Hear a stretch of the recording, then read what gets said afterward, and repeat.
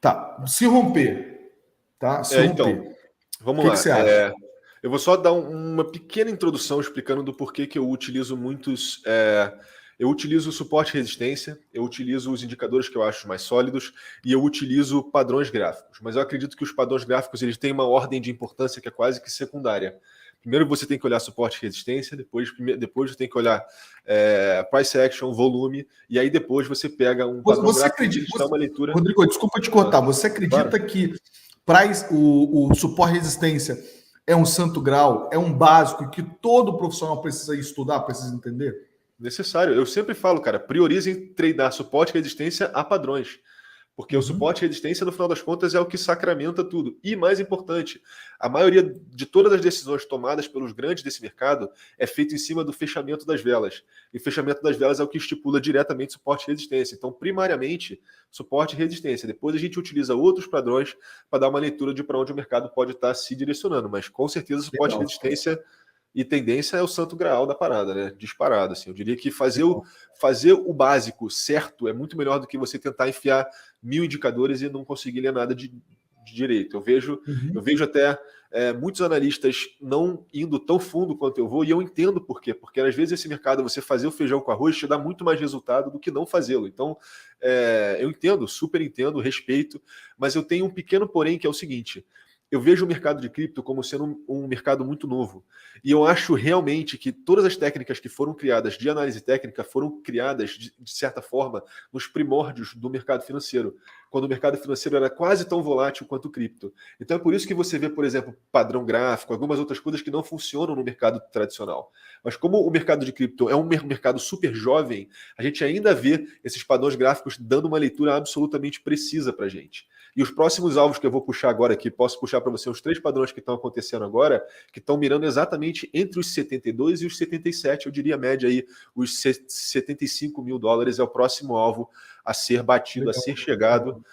E eu tenho uma certeza muito grande. O mesmo alvo que eu falei nesses dias aí na live também. Falei Legal. Também nessa base aí, entre 72 e 75. Legal. Eu acredito muito que a gente não vai quebrar essa alta histórica, em parte porque os padrões que estão acontecendo agora estão sinalizando a zona dos 64, 65 como uma mera zona de passagem. Os alvos finais já estão lá na frente. Eu vou dar um exemplo para vocês agora aqui, ó, fácil, rápido, que é o seguinte. Lembra, galera, também que quando você estiver na dúvida, sobe o gráfico. Quanto maior o gráfico, mais é o peso da informação que você está tendo. Então, por exemplo, a gente está seguindo agora, a gente acabou de quebrar a diretriz mais importante, que era essa resistência aqui, e nós estamos nesse canal. Isso é um canal descendente, e tudo que desce geralmente equaliza para cima, né? Então a gente acabou de ver o rompimento desse canal. Se a gente for puxar a progressão, a projeção do alvo desse canal, está sinalizando os 72 para a gente, como eu havia dito. Nesse exato momento, a gente está chegando na equalização da média do canal, então faz sentido que a gente esteja estacionado aqui. Não vai ser quebrado com tanta facilidade como esperado, mas o alvo final dessa descompressão toda, dessa descida, está nos 72. Então, cara, calma.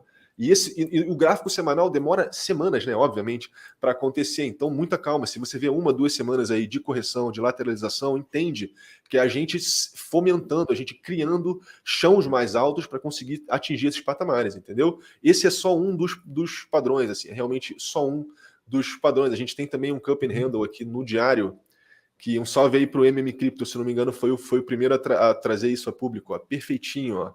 Temos uma xícara e a alça dela aqui, e olha só onde está o alvo, nos 77. Então a gente vê que todos os padrões que já quebraram com força agora estão apontando a casa dos 70 aos 77. Então, cara... A expansão de Fibonacci está nessa base aí também, está entre 72 e 75 a expansão de Fibonacci. A gente tem aqui eu puxei uma extensão de Fibonacci baseada em tendência, pegando lá o Corona Dump, pegando lá embaixo no Corona Dump, pegando o topo aqui e pegando esse fundo. Isso aí. 3.700. Tá dando lá em cima.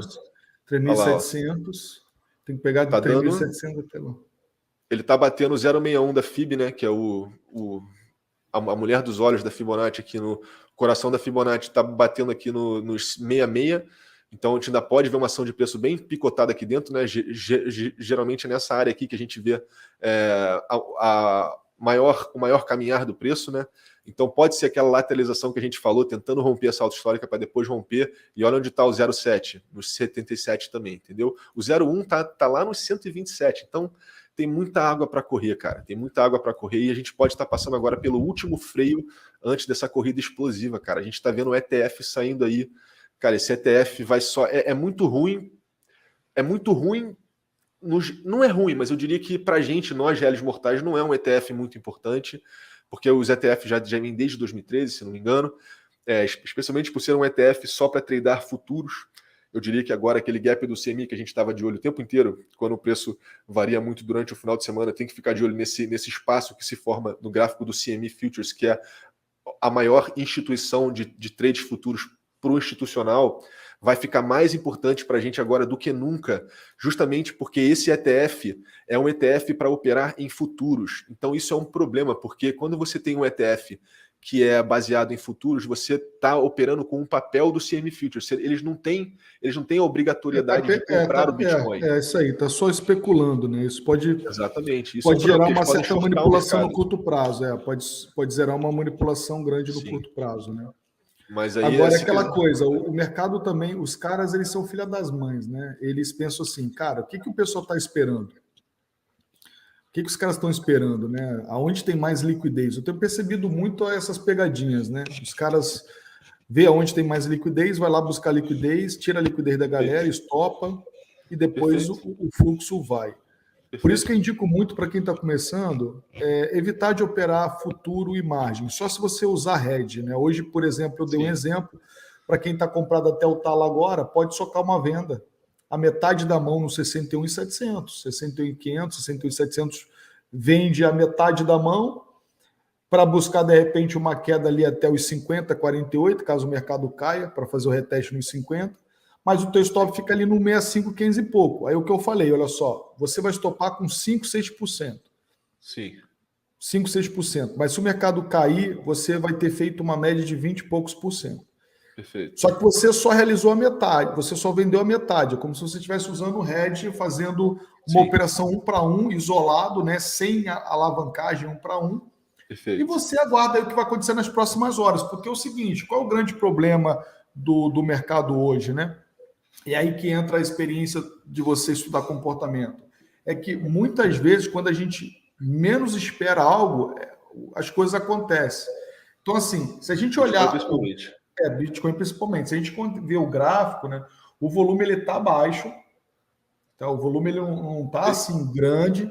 Perfeito. E os caras, parece que os caras não estão fazendo nenhum esforço para jogar o preço para baixo, né? Se você vê, 60 mil era uma zona muito mais importante que 65, na minha opinião, porque 60 mil foi exatamente ali que o mercado caiu para os 30. O mercado rompeu os 60, caiu. Foi para os 62, perdeu os 60. Foi para os 64, perdeu os 60. Ele foi rejeitado, no mínimo, umas 4 ou 5 vezes nos 60. Então, ali é uma zona de muita rejeição. E o mercado rompeu os 60 e se mantém acima dos 60.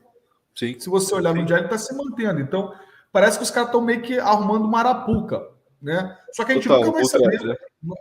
Só que a gente nunca vai saber, entendeu? O mercado pode muito bem amanhã estourar a tampa aí no lançamento e do ETF, o mercado estourar a tampa para cima.